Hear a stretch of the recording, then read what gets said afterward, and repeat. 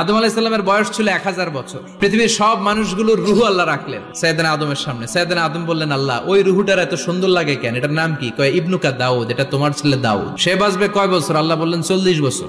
সাইয়েদনা আদম বললেন, আল্লাহ জিদ মিন উমরিহি, একটু বয়স বাড়ায় দেন না। আল্লাহ বললেন রুফিআতিল আকলাম ওয়া জাফফাতিস সুহুফ, কে কত বয়স পাবে আদম এটা তো লেখা ফেলাইছি, তো চেঞ্জ করা যাবে না রে আদম।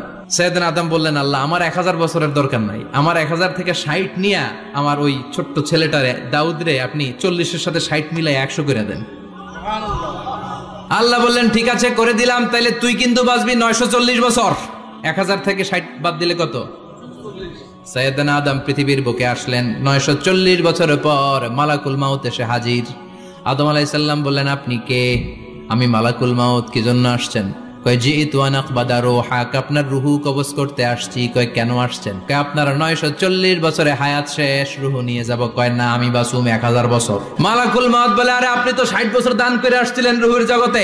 ছেলেরা দেখে খুশির ঠেলায় 60 বছর দিয়া দিছেন আদমকে। আমার মনে নাই, ভুইলা গেছি ভাগো, আমি আরো 60 বছর বাঁচুম। ভুইলা গেছি। নাসিয়া আদম ফা নাসিয়া বানু, আমরাও ভুলে যাই, এরকম আছে না নাই?